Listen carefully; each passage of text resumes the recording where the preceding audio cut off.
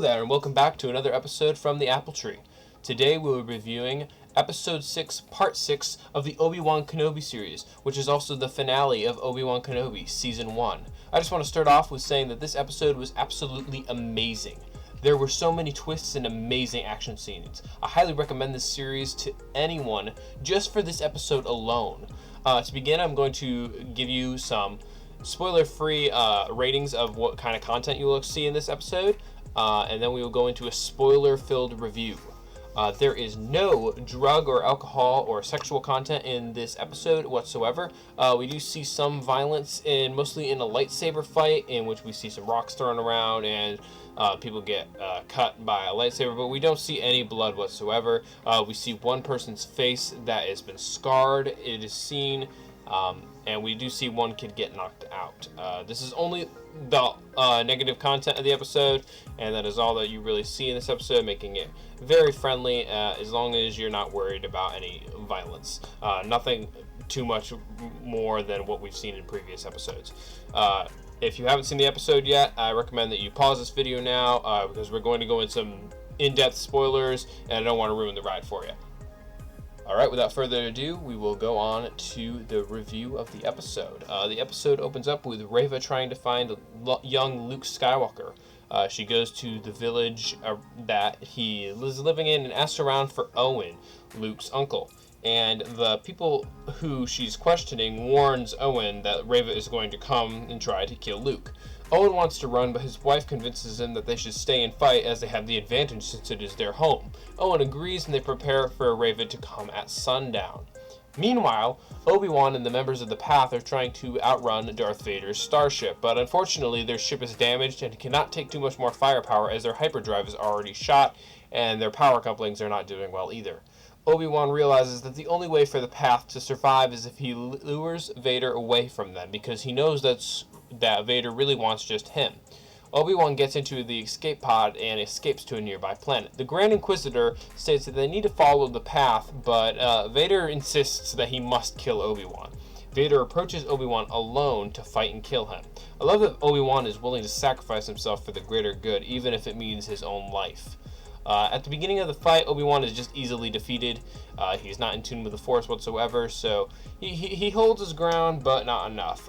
We see Vader quickly gain the high ground with a callback to the Revenge of the Sith, and we see Obi-Wan soon get piled on with rocks. However, after a few minutes, Obi-Wan he realizes what he's been fighting for, and how important it is that he doesn't let Vader win, and he gets back in touch with the Force, and he goes completely OP on Darth Vader, throwing thousands of rocks at him, and he just bests him immediately, and it's a very great action scene. It's a little less intense as Revenge of the Sith, but it's still really good for the budget that they were on for this series.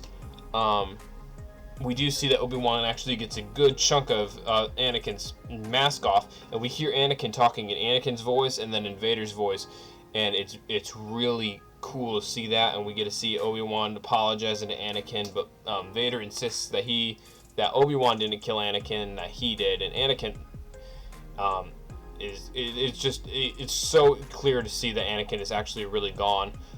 Obi-Wan is heartbroken that he's lost his friend and just walks away, just similar to the way he did in Revenge of the Sith. He just walks away, unable to kill him because he was his friend, and Vader's got to live somehow to A New Hope. And then we switch back over to where Reva is, and she successfully has found Luke and begins to chase him. Obi-Wan quickly tries to get there in time, but Reva is right on top of Luke and ready to kill him until she realizes that she can't do it because she's reminded that Anakin killed all her friends, and she didn't want to become what Vader did. Obi-Wan arrives, and Reva does the right thing by letting Luke go, and she gives up her lightsaber, realizing that she doesn't have to be an Inquisitor and can live a normal life. Therefore, Vader, she cuts all ties with Vader. But Darth Vader is approached by Emperor Palpatine, and Emperor Palpatine reveals to Vader that his obsession with Obi-Wan is too great. It hinders his judgment, it weakens him, and Vader realizes he's just got to give up on Obi-Wan. Obi-Wan, in his mind, is no big threat to the Empire. One Jedi can't destroy everything that he's built, so he just gives up on him for now. If we get a Season 2, we'll have to see if he really does give up, because we don't know. Obi-Wan also realizes that he can live a normal life now. He realizes that Luke is just a kid, and he needs to live as a kid. And the future will take care of itself. This is a great lesson that shows that we're not supposed to worry about the future. It will take care of itself. Just take it by a day-to-day basis. Before he leaves, however, Obi-Wan actually gets to meet Luke Skywalker for the first time, letting us know that Luke and Obi-Wan know each other, but of course Luke knows Obi-Wan as Ben Kenobi. And we get to see Obi-Wan deliver the legendary line, finally. And he finally gets to say, "Hello there."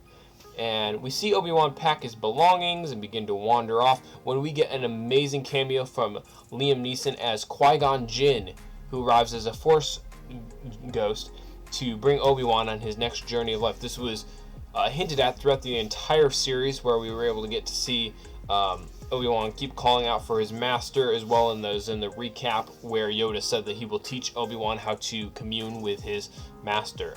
Really excited to see Liam Neeson return as Qui-Gon, and hope that we get to keep that into a Season 2 and see some more of him. What did you think of this finale and series? It exceeded my expectations, and I really enjoyed every minute of it. There's some great lessons to learn in this series, and it just had an amazing plot. Most of the plot holes were filled in the last episode, so if you start to watch the series but there's a couple questions you have, continue watching until the finale so that you can make sure that all your questions are answered. There were a few plot holes that were left over, but I'm sure a Season 2 can clear them up.